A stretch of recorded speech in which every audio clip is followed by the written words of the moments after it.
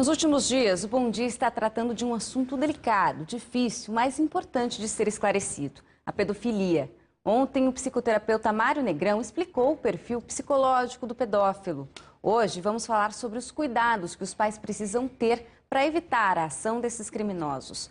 Nos últimos dias, 2 homens foram presos na região de Curitiba com 32 mil fotos de crianças e adolescentes. Hoje vamos conversar com o comentarista de segurança do Bom Dia Paraná, Jorge Costa Filho. Ele é doutor em segurança pública pela Universidade Federal do Paraná e coronel reformado da Polícia Militar. Bom dia, coronel. Bom dia. Em primeiro lugar, então, vamos dizer exatamente o que é a pedofilia, como que os pais devem prestar atenção para deixar os filhos longe desses criminosos, coronel? Eu sempre digo que os pais têm que ter 2 ações diretas: comunicação e controle. Comunicação, tem que explicar para a criança o que é o certo, o que é o errado, como ela deve se comportar. Se alguém entrar com tal tipo de conversa na internet, ter a tranquilidade de falar para o pai. Não deixar a criança com receio de ser repreendida, porque a criança ali é uma vítima, então ela tem que ter a liberdade para falar com o pai, com a mãe. E o controle. O pai e a mãe têm que controlar o que a criança está acessando, verificar quais sites, quem que está conversando com essas crianças. Com isso ela vai ter muito mais tranquilidade e, com certeza, resolver muitos problemas. Agora, Jorge, esse roteiro de assédio, de ação dos pedófilos, ele muitas vezes inclui a intimidação da criança que que se incomoda ou que tem medo de chegar e trazer os relatos para os pais. Como agir nessa forma? O que é possível observar para tentar romper essa dificuldade? Primeiro, a criança geralmente ela é ameaçada. Então ela é feita uma pressão psicológica muito grande para ela não falar nada. Por isso que tem que ter a comunicação do pai. Mas o pai também pode olhar, a mãe olhar a mudança do comportamento. A criança era alegre, fica fechada. De repente, se ela já teve algum tipo de abuso, ela pode pegar algumas manias, tipo de ficar lavando a mão porque ela está se sentindo suja. Ela vai ter um comportamento diferente na escola, vai cair o rendimento. Muitas vezes, se ela conhece essa pessoa e essa pessoa até é do convívio da família, ela vai, de repente, chegar num ambiente e essa pessoa vai se assustar, essa criança vai se assustar, vai se sentir retraída. E principalmente no caso da pedofilia, como eu falei, é via internet.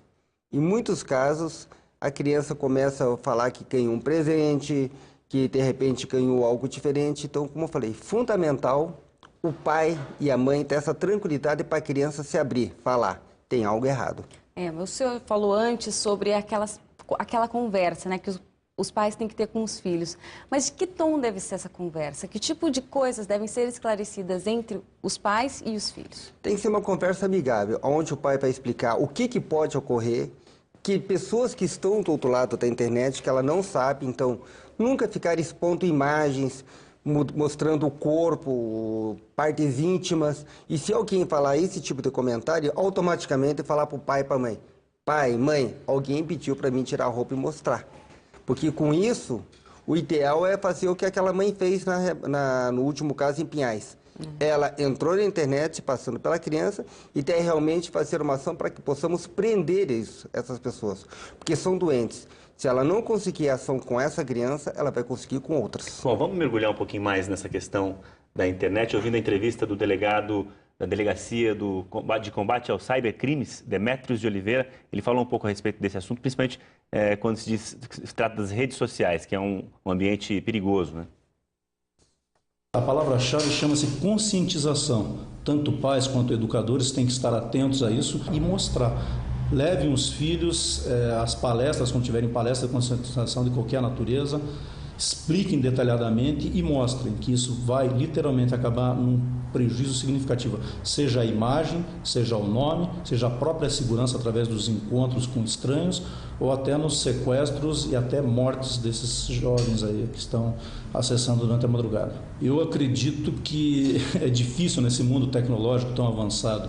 As pessoas precisam até utilizar a tecnologia como uma forma de expansão, de aproximação.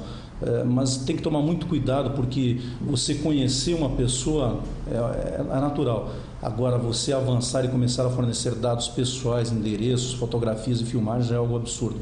Se a pessoa te pedir, o ponto exato é aquele. Se ela começou a te pedir alguma coisa, é bom parar por aí. Bom, aquilo que os especialistas vivem dizendo aos pais na imposição de limites também vale para a internet, né?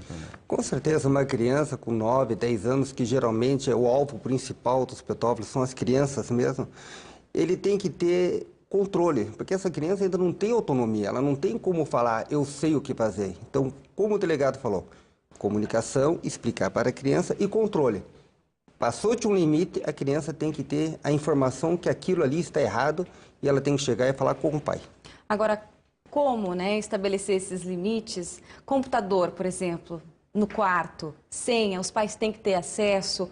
E até, de repente, uma pergunta mais incisiva, né? Criança tem que ter perfil em rede social? Tem que ter isso mesmo, coronel, na sua opinião? Eu acho que tudo tem um momento, tudo tem uma fase. Hoje você vê crianças com 6, 7 anos já com rede social. Agora, se a família acha que todos os amiguinhos têm e a criança de repente quer ter, pode até ter, mas o pai tem que ter a senha.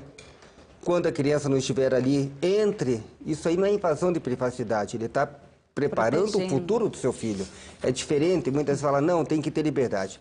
Liberdade para uma criança de 9, 10 anos que está em formação não é necessário. A criança tem que se sentir protegida. Agora, em que momento os pais podem, aí, a partir de quando reúnem impressões, indícios de que a criança está sendo abordada de maneira inadequada, quando ele deve procurar a polícia, a ajuda de um especialista para poder formar a opinião e tomar providências? A partir do momento que ele contactou e percebeu que a criança está mudando o comportamento, ela conseguiu acessar de repente a rede social do seu filho e percebeu que ali está alguém, porque as conversas ficam arquivadas. Leia o histórico. Se ela detectar que aquele histórico está com algo que realmente está direcionando para um lado de pedofilia, entre em contato com a delegacia especializada. O pessoal da área de tecnologia vai pegar aquele equipamento, vai rastrear a origem daquela informação e com certeza vão conseguir fazer um flagrante. Porque essa pessoa é uma pessoa doente. Quem quer abusar de uma criança de 9, 10 anos tem que ser retirada do convívio da sociedade. Infelizmente, mas tem que ser retirado. Tá certo, Ana. Muito obrigado pela entrevista. Obrigada, coronel. Bom dia. Bom dia.